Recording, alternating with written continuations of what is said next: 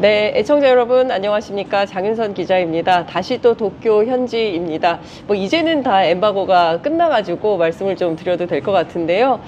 제가 나와 있는 이곳은 도토리 에비스역, 예, 에비스 맥주 여러분 아시죠? 그 브랜드를 얘기를 해도 될지 모르겠지만 그 역 근처에 있는 웨스틴 더 웨스틴 도쿄라는 호텔에 마련된 코리아 프레스 센터에 나와 있습니다. 지금 시각은 12시 51분 지나고 있는데요. 저희가 예정했던 시간보다 좀 늦었습니다. 시청자 여러분들께 불편을 드려서 너무 죄송하고요. 그 사이에 한국 기자들이 이제 미국으로 떠났습니다. 그리고 저희들은 남아서 마무리 분석을 좀 하려고 하는데요. 현장에 저희가 박정진 교수님을 모셨습니다. 제가 사실은 잘 아는 학교는 아니어서 교수님 대학을 다시 한번 소개를 해드려야 될 것 같은데요.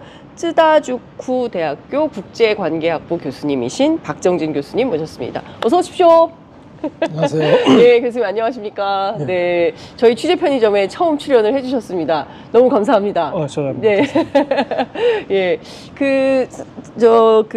쯔다주쿠 대학교는 한국 사람들한테는 예. 많이 알려진 학교가 아니어서 어떤 학교인지 살짝 설명을 학교 홍보. 예. 저기 뭐 혹시 일본 엔화 중에서 네. 5,000원짜리 엔화 갖고 가신지 모르겠네요. 5,000원짜리 엔화 지금 있습니다. 저. 그 예. 안에 보면은 예. 그 안에 그 여성 인물 한 명이 그려져 있는데 예. 쓰다 우메코라고. 쯔다 오메코. 일본의 근대화를 상징하는 인물 중에 한 분인데 그분이 설립하신 대학이고 네. 일본에서 제일 오래된 여자 대학입니다. 오, 아마 예. 여대에서 예. 한국에서는 별로 예. 알려지지 않았고 예. 그리고 또 발음이 어렵잖아요. 예, 쯔다주쿠 어렵습니다. 예, 예. 그렇습니다. 예, 그렇군요. 사실 교수님께서는 오랫동안 뭐 북일 관계, 그리고 한일 관계 연구를 계속 오래 해오신 걸로 알고 있는데요. 우선 어제 있었던 한일 정상회담 결과에 대해서 좀 여쭤보려고 합니다. 오늘 아침에 이제 제가 당국자들 만나서 취재하기도 하고 또 안보실장 브리핑도 있었는데요. 일본 언론은 일단 매우 성과적으로 평가를 하고 있다. 한국에서는 과거사 문제가 구체적으로 언급되지 않아서 역사 정의가 제대로 구현된 회담은 아니었다라는 비판 성명이 나오고 있긴 합니다만, 일단 일본 사회에서 어제 한일 정상회담에 대해서 좀 평가나 분위기가 어떤지 좀 여쭤보려고 합니다. 예, 말씀하신 대로 일본에서는 뭐랄까요? 안도의 분위기죠. 안도. 예, 아무래도 이재명 대통령에 대한 그동안 이미지가 뭐랄까 포퓰리스트? 그리고 강경한 반일 정치가 이런 이미지가 강했었는데 예. 게다가 또 윤석열 정권하고 비교가 되다 보니까 예. 갑자기 모든 것이 바뀐 것은 아닌가. 특히 역사 문제와 관련해서. 네.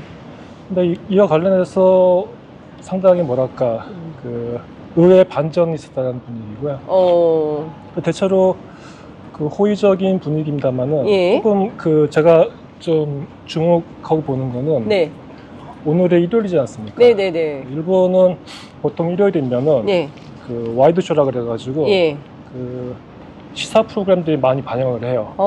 예. 그리고 또 이런 국제 관련된 큰 이벤트가 있으면 특집 토론회라든가 뭐 이런 게 많이 만들어지는데 그게 별로 없었어요. 그게 별로 없었어요? 예, 이거는 여러 가지 중의적 의미가 있는데 사실 그동안 한국의 국내 정치와 관련해서 일본의 분위기도 썩 좋은 시선으로 보지는 않고 있었고 그다음에 한일 관계에 대한 좀 비관적인 시각을 갖고 있었기 때문에 아마도 한국 관련된 와이드쇼라는 것은 일종의 뭐랄까요, 버라이어티 쇼하고 시사 프로그램하고 같이 하는 건데 거기 나온 패널들이 별로 좋은 말들을 안 하고 있었습니다. 그래요? 한국에 대해서? 근데 아마 이번에 굳이 그런 프로그램들을 각 방송사에서 열심히 하지 않는 이유는 좀 두고 보겠다는 그런 분위기인 것 같습니다. 두고 보겠다. 그리고 가능한 한국에 대한 좀 뭐랄까 네거티브한 발언을 예.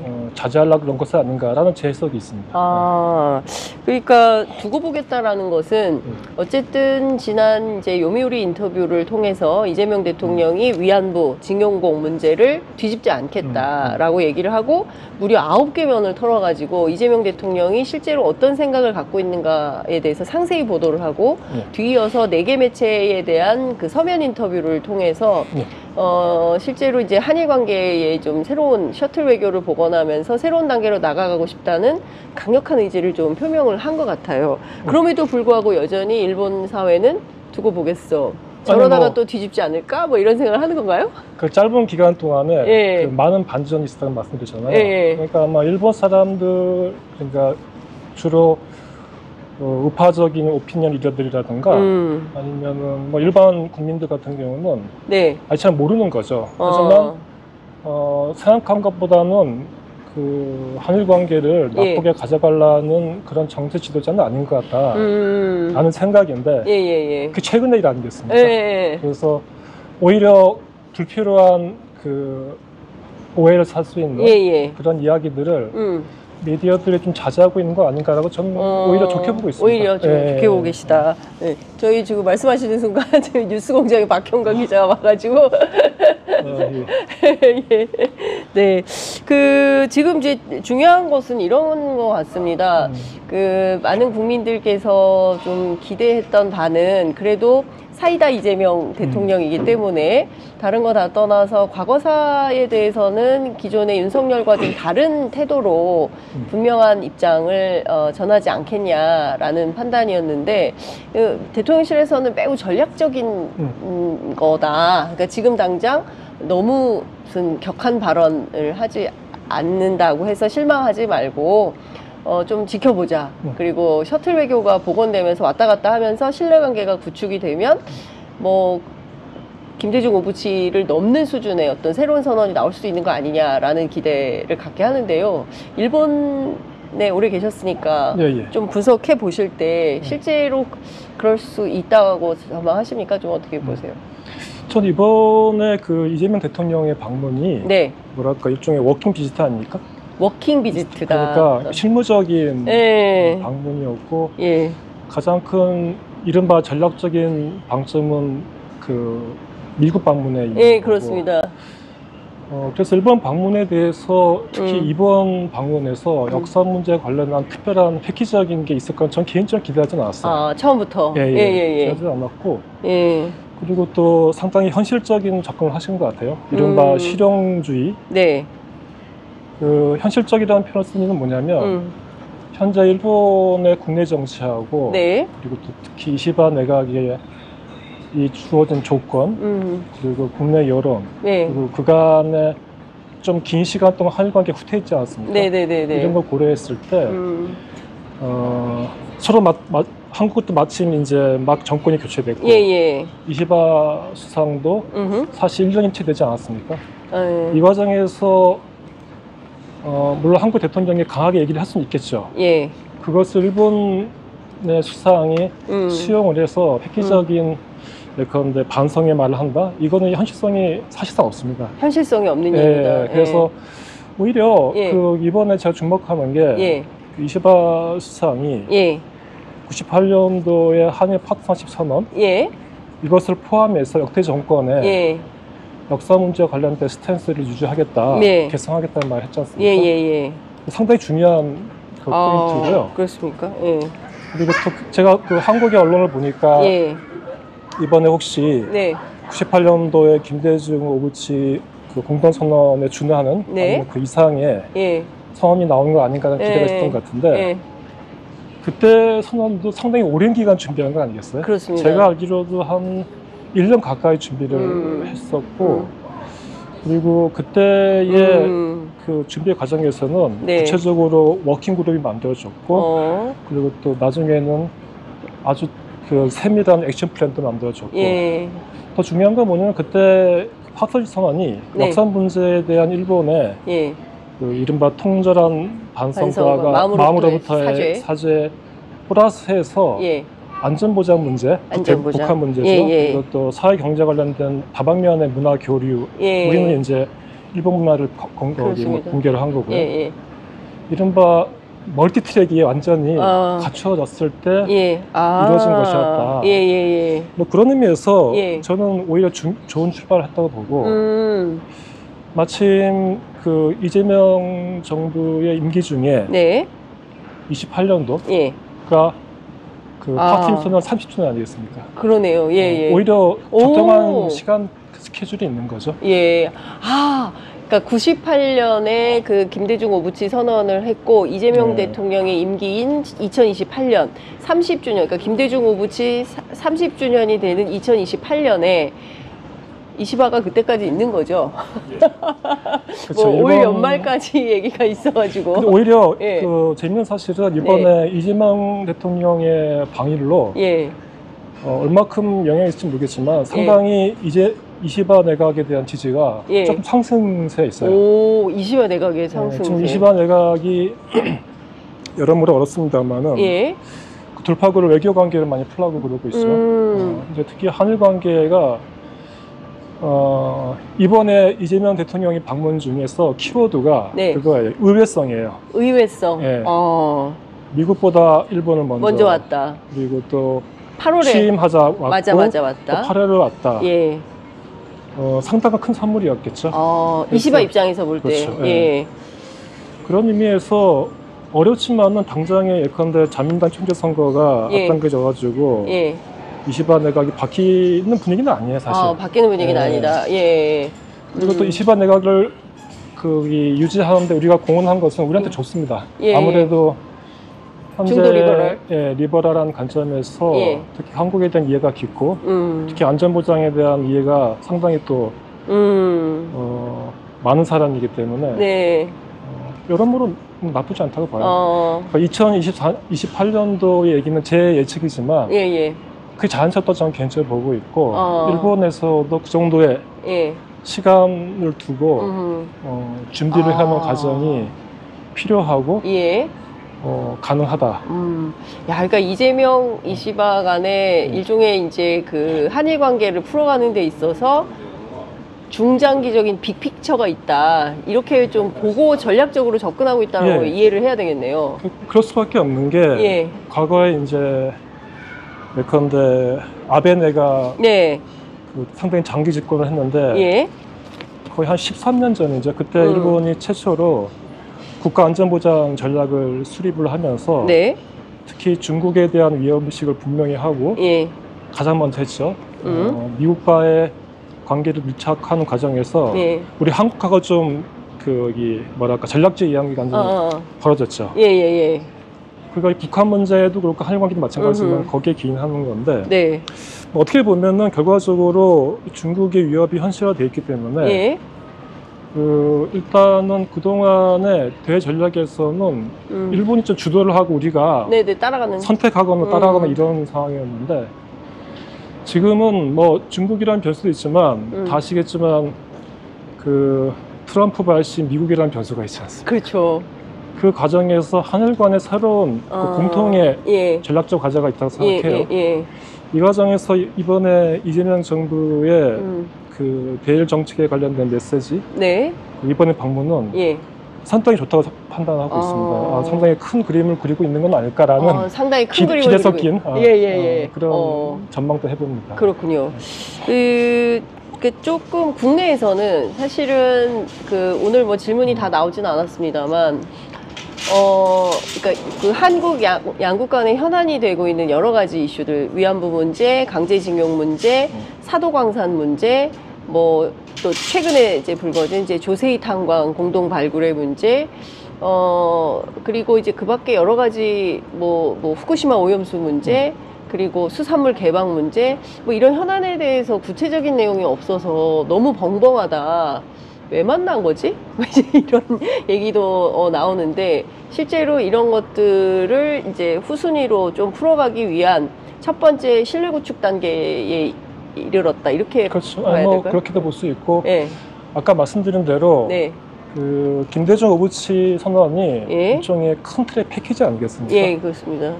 그 역사 문제는 역사 문제만 갖고 교섭을 하거나 대립을 하면 사실상 해결이 안 된다라는 거고 큰 전략적 이해관계를 예, 공유를 하고 예. 나머지 부분에 있어서 그 협력적인 예. 그 관계를 설정하는 속에서 자연스럽게 역사 문제에 대한 타결점이 예. 모색될 수 있지 않은가.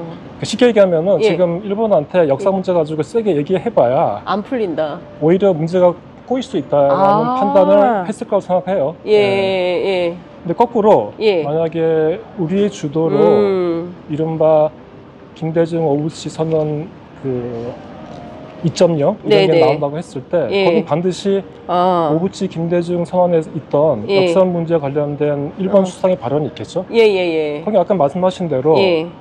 그 과거에 대한 통절한 그 반성과 마음으로부터의 사과 네네. 이 말이 안 들어갈 수가 없어요. 그렇죠. 도와줄 수 있겠지만 예. 근데 이 수준이 이미 역사 문제에서 큰 진전입니다. 일본의 현재 상황을 봤을 때. 네네네. 얼마 전에 8월 15일 날 예. 이시바 수상이 반성이라는 표현이 나지 않습니까? 예, 반성. 예. 이거 반성은 사실 식민지 문제가 아니라 전쟁에 대한 반성. 전쟁에 대한 반성. 그조차 일본 내에서 상당한 비판이 있었어요. 따라서 그 식민지 얘기는 꺼내지도 않고 예. 이제 패전 국가로서의 그 2차 세계대전에 대한 책임 그걸 반성한다라는 건데 그것도 왜 반성을 해? 뭐 이런 거였다는 거죠. 근데 오부치 김대중 선언 같은 김대중 오부치 선언 같은 경우는 식민지 문제에 대한 분명한 언급이 그렇습니다. 있기 때문에 어찌 보면 우리가 그동안 후퇴해왔던 역사 문제를 일과에 끌어올릴 수 있는 건데 이거는 역사 문제의 개별적인 사안의 교섭을 해결될 수 있는 문제가 아니고 패키지로 될 수 있는 문제라고 저는 개인적으로 보고 있고 그런 의미에서 오히려 좋은 출발을 했다라고 저는 개인적으로 보고 있습니다. 그렇군요. 교수님께서는 굉장히 긍정적으로 이번 한일 정상회담을 평가를 하고 계시는데요.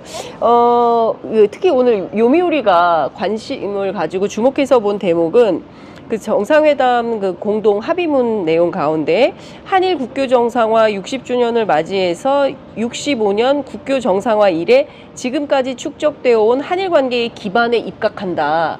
이걸 굉장히 그 요미우리가 주목을 했는데 그 교수님께서는 요미우리가 이 대목을 주목한 이유는 어디 있다고 보십니까? 그러니까 요미우리 신문은 일본의 대표적인 이제 우파 미디어이고 그래서 아마 65년 체제 내지는 그때 시작을 강조한 이유는 그 한일 기본조약 청구권 협정에 관련해서 더 이상 후퇴는 없다라는 부분을 확인했으면 좋겠다라는 그쪽 미디어의 입장이다. 희망 섞인 시뮬레이션인데 더 중요한 건 뭐냐면 요미우리 신문도 그때 이후에 축적되어 온이라는 표현을 쓰죠. 축적되어 온. 그러니까 한일 기본 조약 이후에 지금 화제가 되고 있는 파슬 성원도 다 포함되는 겁니다.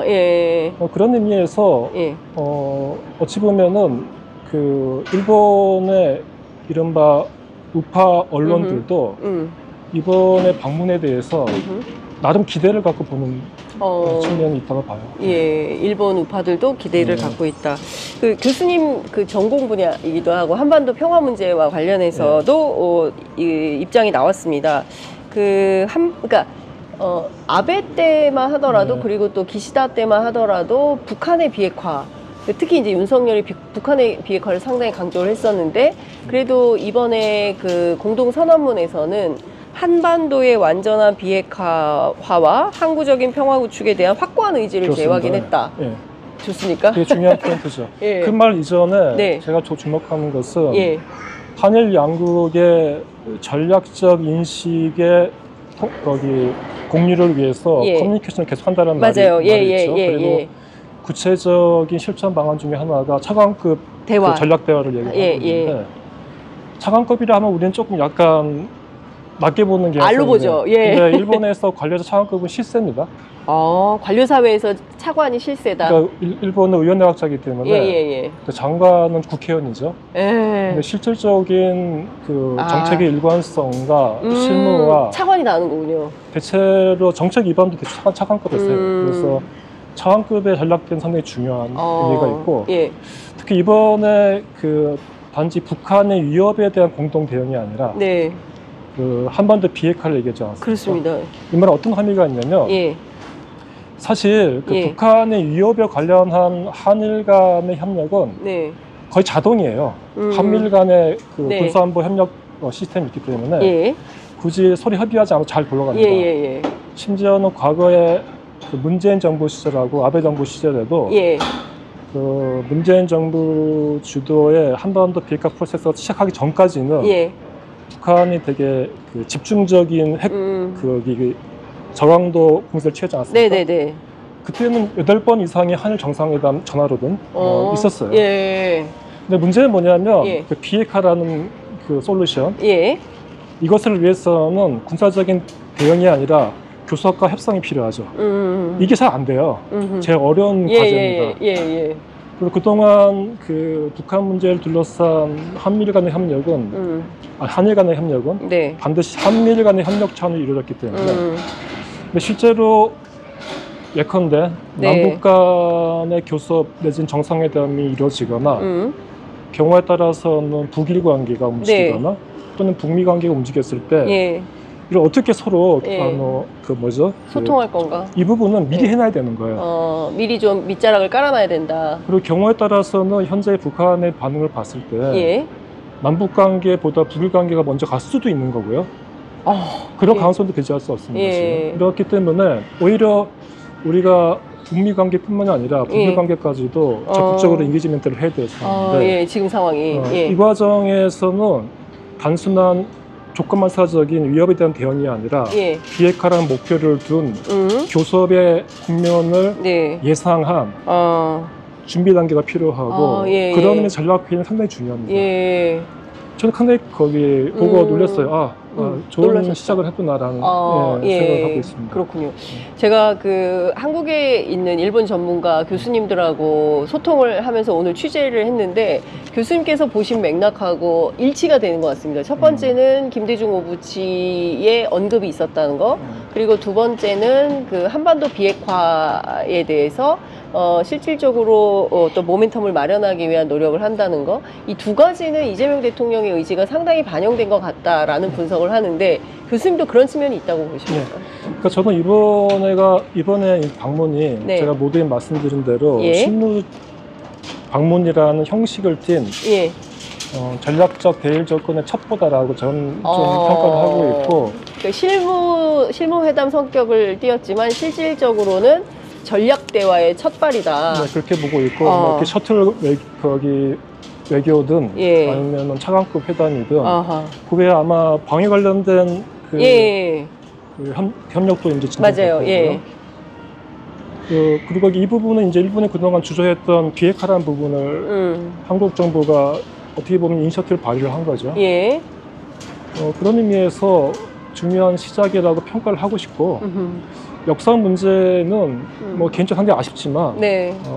애초에 이번 방문은 그 문제를 얘기하기 위해서 세팅된 것은 아닌가라고 저는 개인적으로 보고 있습니다. 예. 이번에도 빠지지 않은 것이 있으니 이제 납치 문제인데요. 교수님께서 앞서 그 남북 관계보다 북일 관계가 먼저 뚫릴 수가 있다라고. 뚫린다는 표현도 그렇고 먼저 진전이 교섭이 먼저 움직일 수 있다. 그 북미 관계보다도 북일 관계가 먼저 되겠습니까? 아니 그러니까 일종의 과정일 수 있죠. 네. 예컨대 그 북미 교섭이 있을 때 남북 관계를 격려하지 않았습니까? 예, 늘 그랬었죠. 남북 관계를 격려할 수도 있고 북일 관계도 격려할 수 있는 거예요. 그거는 아니 같이 갈 수도 있겠지만 과거처럼 이른바 일본이 패싱되고 움직이는 상황은 잘 이루어질 것 같지 않고 오히려 그게 우리한테 좋지는 않습니다. 그렇죠.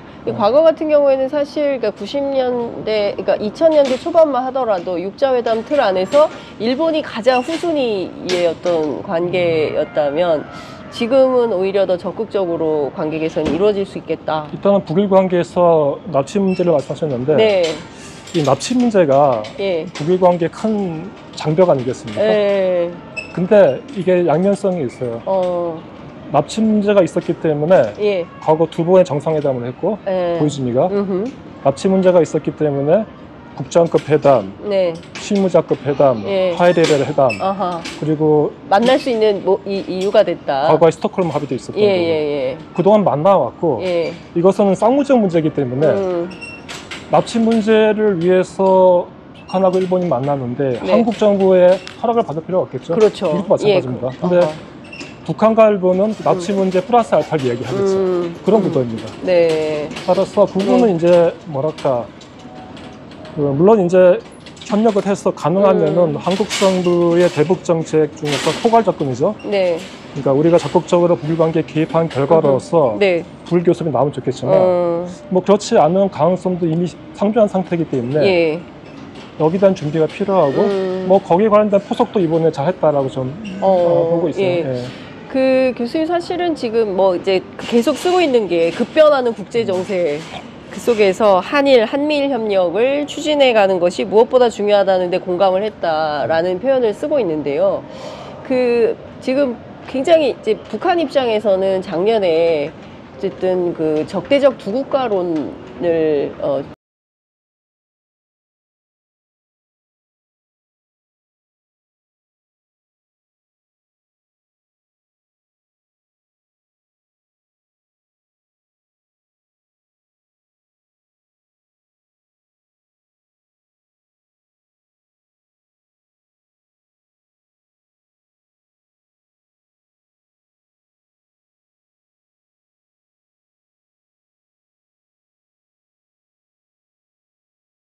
주장하면서 사실상 남북 관계를 개선하려고 할 하등의 이유가 없다.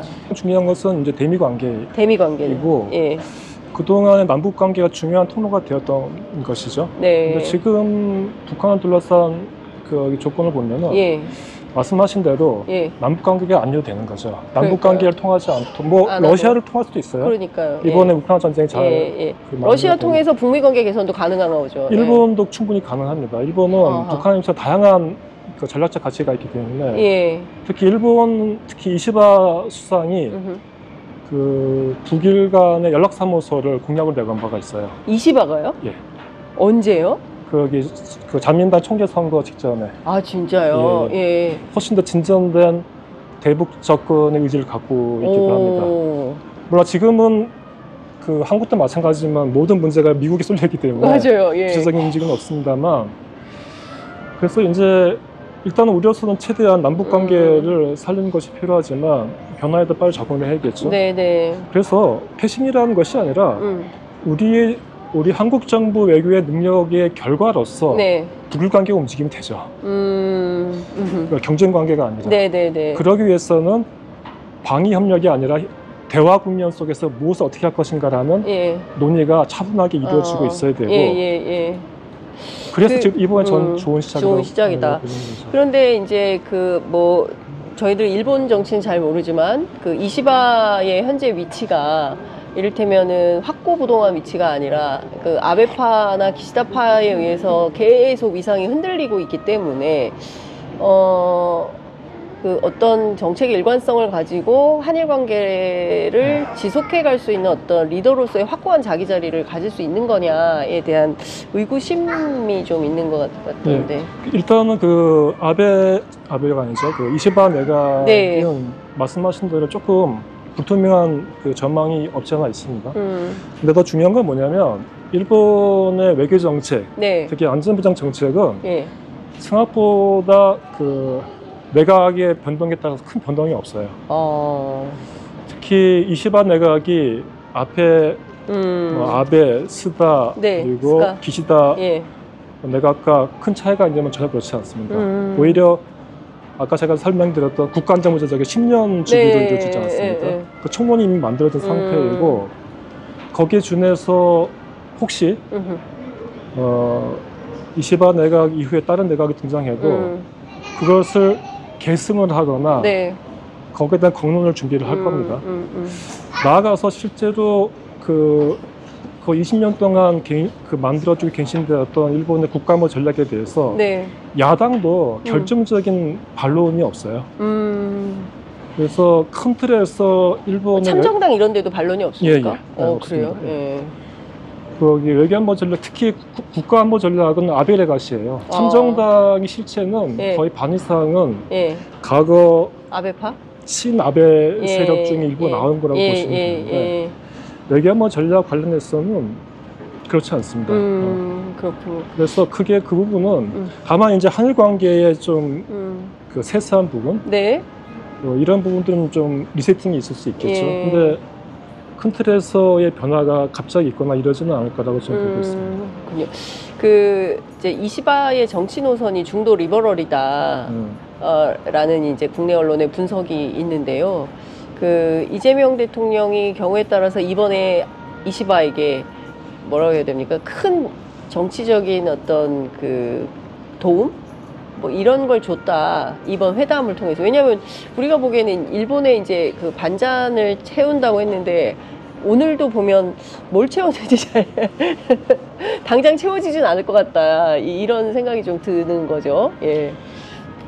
글쎄, 그러니까 이시바 내각한테 큰 선물 줬는지 안 줬는지는 네. 평가가 달라질 거예요. 근데 그냥 정치적인 조건상 이시바 수상한테는 뭐랄까 도움이 될 거라고 생각합니다. 상당히 도움이 됐을 거다.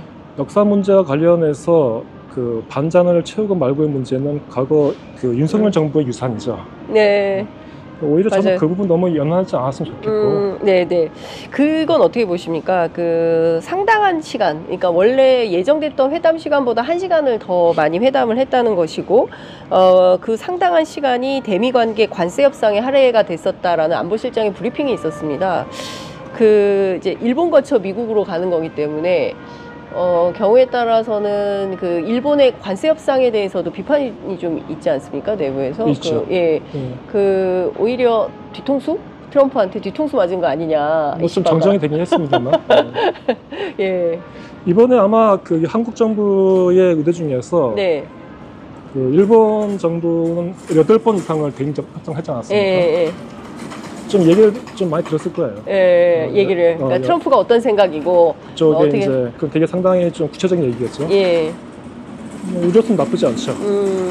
또 오히려 우리는 지금 일본보다 뭐랄까 일본의 시각에서 보면은 한국 정부는 조금 편하게 교섭한다고 생각할 수도 있어요. 아, 일본 정부 입장에서는 예. 그래도 뭐 일본 정부가 그 트럼프와 협상을 할 때 느꼈던 경험이라든가 이런 것을 우리한테 얘기해주지 않을 이유가 없죠. 아까 말씀드린 대로 트럼프의 미국은 한국과 일본한테 동시에 새로운 큰 변수이기 때문에 앞으로도 물론 적대자든 것이 아니라 같이 이야기하면서 공동 대응할 것이 없지 않을 겁니다. 예. 네. 교수님께서 어쨌든 큰 틀에서 보면 상당한 기대감을 가지고 이제 그 한일 관계 개선을 위한 전략 대화의 출발, 그러니까 문을 열었다, 첫 발을 뗐다, 이제 이런 평가를 해주신 건데요. 그렇다면 이제 우리에게 상당한 좀 뭐라고 이제 그 표현이 적확하지는 않겠지만. 굉장히 캐캐묵은 과거사 문제에 대해서 제대로 된 사과와 반성이 없는 거 아니냐. 그리고 뭐 그 일본 유력 정치인들이 야스쿠니 신사 참배하고 공물복납하고 이게 언제까지 우리가 이걸 봐야 되냐. 이런 답답함이 있어서요. 그러니까 경제협력도 중요하지만 독일처럼 왜 못하냐 일본은 뭐 이런 비판이 있습니다. 역사 문제는 캐캐묵은 문제가 아니죠. 되게 중요한 문제인데. 네. 근데 역사 문제는 절대로 역사 문제만 집중해서 해결될 수 있는 문제가 아니라는 부분 다시 한번 강조드리고 싶고, 그 역사 문제는 일종의 국가의 정체성과 관련된 문제 아니겠습니까? 정말로 한국의 외교의 노력으로 일본이 역사 문제에 큰 뭐랄까 인식의 전환과 양보를 하게 만들려면요 정말 많은 노력이 필요해요. 우리의 그렇죠? 많은 노력. 그 나라의 정체성을 바꾸는 문제 아니겠습니까? 그래서 우리가 원칙적으로 해야 될 얘기는 분명히 하는 것이지만 실제로 문제를 해결하는 것은 따로 생각을 해야 된다라고 생각을 하고, 그런 의미에서 아까 말씀드린 대로 좋은 국면들이 있다. 특히 이번에 역사 문제 얘기가 많이 안 나왔지만 98년도에 파트너 선언에 관련된 그 시사가 분명히 있었고 앞으로도 모멘텀이 분명히 28년도에 있고 뭐 그 전이 될 수도 있겠죠. 시간을 두고 역사 문제를 포함한 다양한 부분과 결부시켜서 통합적으로 가져가면 자연스럽게 적어도 최소한 그 98년도 시점까지 일본의 인식을 끌어올릴 수는 있다고 저는 상당히 보고 있어요. 그렇군요.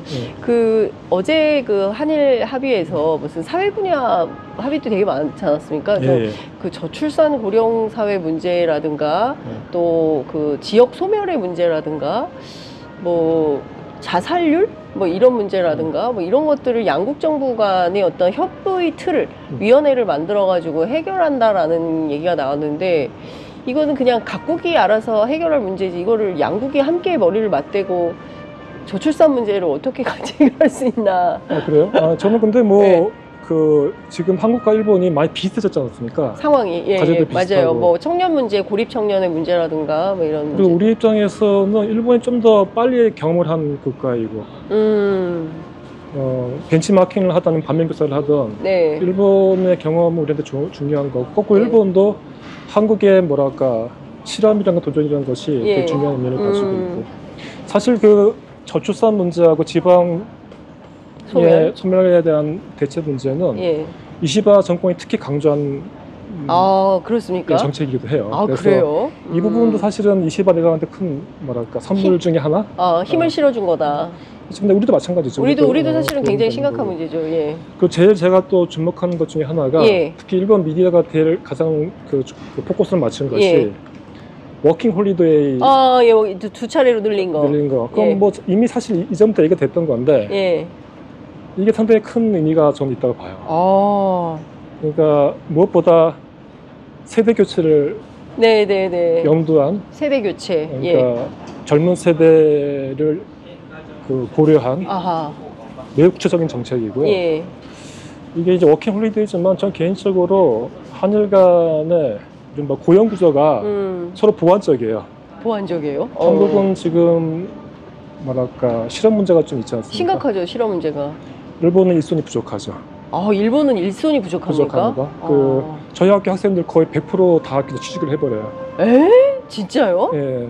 어디로 취직을 합니까? 뭐 자기들 원하는 대체로 됩니다. 원하는 회사에 다 취직이 대체로 된다고요? 됩니다. 한국은 근데 이제 그게 이제 서로 인구 구성인 문제도 있고 여러 가지가 있지만, 주목할 건 뭐냐면, 뭐 제가 가르친 학생이라 그런지 모르겠지만, 많은 학생들이 한국에서 일을 하고 싶어요. 일본인 학생들이? 예. 한국에서 일하고 싶어 한다고요? 한국에서 많고, 또 일본에 유학 간 어떤 학생들, 일을 하고 싶어 합니까? 예컨대 그런 거죠. 상사, 그러니까 일반 회사에 들어가도 한국 지부를 가거나, 아니면은 제 학생 중에서 한국의 제가 회사라든가, 아니면 CJ 같은 이렇게 식품 회사 이런 데 들어간 경우도 대기업 많고, 회사. 그리고 또 이제 문화를 좋아하다 보니까 화장품 회사라든가 이런 데 가기도 하고. 그렇구나. 그런 경우가 있습니다. 그리고 마찬가지로 지금 한국에 일본 유학생 상당히 많이 있습니다. 그 친구들은 막상 졸업해서 한국에 자리가 없는 경우가 많이 있잖아요. 없어요.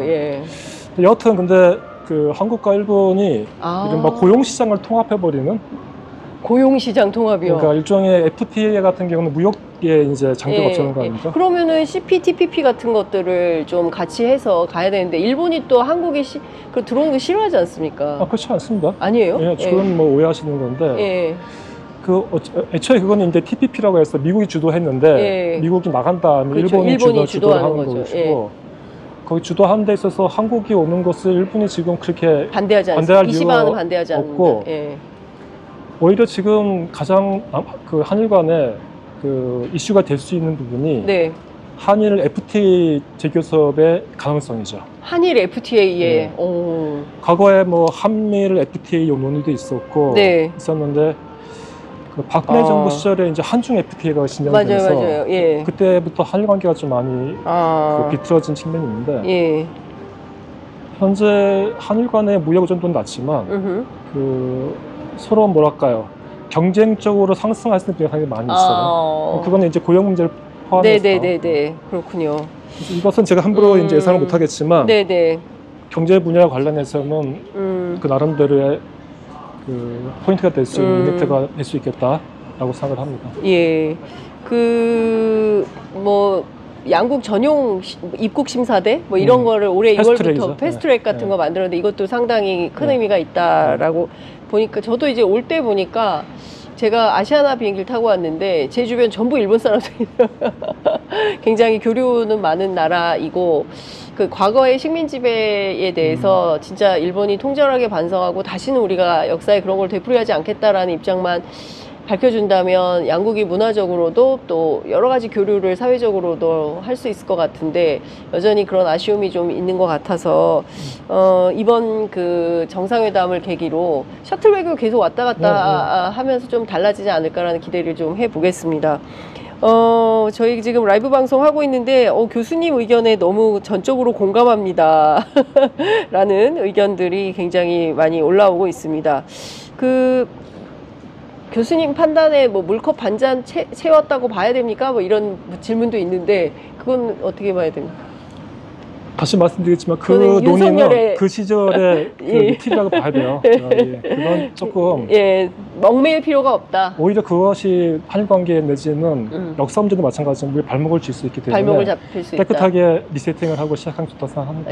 깨끗하게 리셋하고 새로 시작하는 게 좋겠다. 네, 저희 지금 계속 같이 구경을 하고 있어가지고 우리 하여튼 오늘 저희가 교수님 모시고 여러 가지 분석을 해봤는데요. 끝으로 교수님께서 한국의 저희 그 국민들에게 이번 회담에 대해서 좀 어떻게 보시는 게 좋겠고 이후에 양국 간 협력을 위해서 한국 국민들이 이런 스탠스로 지켜보시는 게 좋겠다. 혹시 당부 말씀 있으시면 한 말씀 듣고 마무리하겠습니다. 저도 뭐 이제 지켜보는 입장이긴 한데 아쉬움도 있죠 이번이 이번 회담. 하지만 시작이고 일본도 막 시작한 이시바 내각이고 한국도 마찬가지입니다. 서로 상호작용한 일이 거의 없어요. 좋은 출발이고 그리고 그 남은 기간 임기 중에 역사 문제를 포함해서 한일 관계에 좀 의미 있는 진전이 있기를 전 개인적으로 바라고 있고 특히 한국이 주도하는 그 이니셔티브를 발휘하는 그런 관계를 그동안 많이 잃어버렸었는데 회복할 수 있는 그런 기회가 됐으면 좋겠다는 생각합니다. 교수님 끝으로 하나만 좀 여쭤보겠습니다. 이시바식 카레는 어떤 겁니까? 제가 먹어보질 않아서. 그 뭐 인터넷에 일본 사회에서 굉장히 화제가 많이 됐습니까? 이시바식 카레? 그 이시바 수상이 와세다 대학 출신이지 않았습니까? 그쪽에 원래 그 학생 식당이 많이 있어요. 와세다 주변에. 그래서 아마 우리가 예컨대 학교 식당에서 먹는 양도 많고 양이 많고 그리고 또 이제 정이 듬뿍 들어간 그런 식의 카레가 되지 않을까라고 추측을 합니다. 전 먹어보지 않았습니다. 그리고 오카야마 산 백도? 거기가 복숭아가 유명한 지역인가요? 맞습니다. 맛있습니다. 그렇습니까? 비싸요. 비싼 복숭아다. 뭐 이재명 대통령이 복숭아 좋아해서 이런 선물 준비했다라고 하고 오늘 많은 언론들이 이제 도토리산 맥주와 그다음에 안동소주, 안동찜닭, 뭐 이시바식 카레, 뭐 이런 이제 메뉴 중심의 기사가 굉장히 많이 나오는데 어쨌든 음식 교류도 많이 있으면 좋겠다라는 생각이 좀 듭니다. 어쨌든 뭐 새로운 출발로 교수님께서 평가를 해주셔서 큰 의미가 있다고 생각을 하고요. 그래서 저희가 다음에 또 모셔서 말씀 좀 듣는 기회를 마련하겠습니다. 오늘 오시느라 너무 고생 많이 하셨고 저희 인터뷰 제가 땀 많이 흘려가지고 그러니까요. 너무 감사드립니다. 고맙습니다. 애청자 여러분, 저희 어떻게 보셨습니까? 저희들 동경에서 1박 2일 취재 함께 했고요. 지금 저희가 교수님 여기 잠시 앉아 계셔도 되나요, 교수님? 저희가 잠시 클로징을 하고 오도록 하겠습니다. 자, 박경관 기자하고요. 저하고 이상호 선배 너무 오래 기다리셔가지고 이제 끝났어요. 오네요, 지금 라이브 계속 하고 있습니다. 그렇군요. 네네네. 자, 저희가 지금 이렇게 삼총사 1박 2일 취재를 마무리를 해야 될 것 같습니다. 어떠셨어요? 1박 2일. 일단 우리 훌륭한 PD분 계시니까.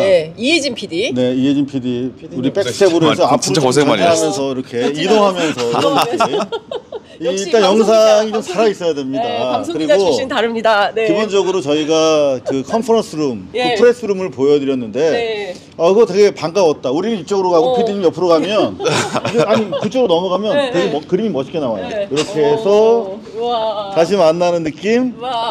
다시 만나서 저쪽으로 또 해서 공간이 어떤 피사 정리가 많이 됐네요 이제. 자 일단 마무리가 되고 있네요. 네, 중앙기자실. 저기 1박 보면 2일 동안 저희가 머물렀던 네, 중앙기자실이. 저희 잠깐 들어가 봐도 되나요? 철수 중이신데 저희가 지금 아마 마무리. 대사관 직원분들도 계시고 호텔 분도 계신데 1박 2일 동안 저희가 사용했던 프레스센터입니다. 프레스센터 이렇게 정리가 되고 지금 한일 양국 국기가 네네. 정리가 좀 되고 있네요. 그렇죠. 저렇게 저를 좀 보여주셔도 좋을 것 보여주시는데. 같아요. 자, 대사관 죄송합니다. 현지 더 이상 대사관 안 죄송합니다. 네, 대사관 현지 직원들이 정리를 하고 이제 이 방은 고유의 목적 파티룸으로 그렇습니다. 돌아가겠죠. 아, 이렇게 화려한 샹들리에가 있었군요. 저희 못 봤어요. 저 지금 봅니다. 저 여기가 예식을 하고 난 다음에 어떤 그래서 이야. 뒤풀이하는 장소 그런 것 같더라고요. 예. 그렇구나. 이렇게 화려한 샹들리에가 있는지 이제 보이네. 고개를 쳐들어 볼 여유가 원래 있었나요? 지금 설치한 거 아니죠? 그러니까 네. 불을 좀 켠 것 같아 세게. 그렇구나. 그랬군요. 네. 1박 2일 취재 어떠셨습니까? 우리 박형광 기자는 또 계속 남아 있어야 되는 거죠? 그러니까. 저는 지금까. 남아 있습니다. 남아서 저희는 이제 오후 비행기로 저희 저녁 저희는 이제 사장님이 좀 미션을 주신 게 있어가지고 미션 수행을 하고 단독 취재가 또 있나 보죠? 저 단독이죠. 아무도 취재하지 않기 때문에 단독입니다. 그 중요합니다. 네, 제가 자주 하는 단독이에요. 아무도 안 써가지고 혼자 하는 단독. 그 선배 어떠셨습니까? 저희 어쨌든 삼총사 매체 함께 취재해봤는데요. 열심히 하긴 했는데요. 판단은 우리 시청자들 몫이 아닌가 싶습니다. 조금 새로운 어떤 취재 분위기, 활력 뭐 이런 것들 여러분들이 당장 이런 프레스센터부터 시작해서 좀 기존의 접근법과 다른 영상 그리고 내용으로 좀 저희가 전달해 드리려고 노력을 했는데 어떻게 보실지 모르겠고 사실 좀 아쉬운 거는 우리가 미국까지 좀 그렇죠. 갔어야 미국까지 갔으면 했다는 좋았을 생각이 텐데 드는 게 그게 좀 아쉽습니다. 이번 보도도 실제로 국내에서 이렇게 많이 제대로 부각이 안 되는 것 같은 부분이 좀 있어서 좀 아쉽다. 미국에 가면은 분명히 이게 우리가 열악한 조건에서 하는 협상이기 때문에 안보 문제라든가 이제 관세 후속 타결이 필요할 텐데 설명이 좀 필요한 부분이 분명히 있을 거란 말이죠. 그런 부분에서 현지 언론 수행하는 언론들이 어떻게 그 부분에 시청자들과 소통을 해줄 수 있을지 조금 우려가 됩니다. 그러니까요. 그래도 저는 상당히 뜻깊은 취재 현장이었고 역시 국민주권 정부가 되니 이렇게 저희들 작은 매체들도 함께 취재 활동할 수 있는 기회가 열렸고 또 적극적으로 선배도 그렇고 저도 그렇고 질문 참여하면서 어떤 그 민의를 좀 전달하는 통로로서의 역할도 하지 않았나라는 생각이 좀 되고요. 또 내일은 내일의 태양이 뜨니까 한국으로 돌아가서 또 스튜디오에서 저는 또 적극적으로 취재 활동해서 보도하도록 하겠습니다. 박형광 기자는 계속 기자 고생하셨는데 일본에 계속 어떠셨어요? 저도 좀 색다른 취재였던 것 같고 그리고 항상 그 뒤에 어떻게 움직이고 있는지 기자들이 그런 게 궁금하긴 했었는데 이번에 와서 이렇게 움직이는구나 했고 그리고 이런 뒷 배경들을 그 시청자분들에게 좀 전달할 수 있어서 좋았고 근데 좀 아쉽습니다. 역시나 좀 더 이렇게 깊이 들어가서 이 뭐 대통령실 직원들이 막 뛰어다니면서 기자들과 소통하고 하는 모습도 좀 전해드리면 좋았는데 몇 차례 말씀드렸습니다만 거의 대부분 모든 내용들이 엠바고거든요. 그렇죠.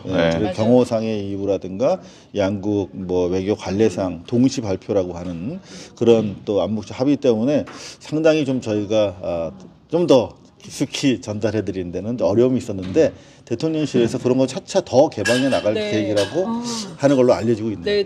그러니까요. 그리고 저희도 사실 처음에 첫날 와가지고 이렇게 영상을 올리고 난 다음에 대통령실에서 이게 좀 새로운 시도다 보니까 이렇게 하는 게 맞냐는 어떤 아직까지 합의점이 없어서 곧 그런 것도 점점 개방되지 않을까 그런 생각이 듭니다. 잔잔한 파문이 일기 시작하고 있는 것은 분명해 보입니다. 그렇습니다. 어쨌든 새로운 시대에 새로운 또 미디어 활동이 전폭적으로 보장되기를 기대하면서 저희는 도쿄 여기서 현지 취재는 마무리 해도 되겠죠, 선배? 자, 허락하시면 저희는 그러면 또 짐싸로 또 뛰어가겠습니다. 자, 프레임 아웃으로 갑니다. 주세요.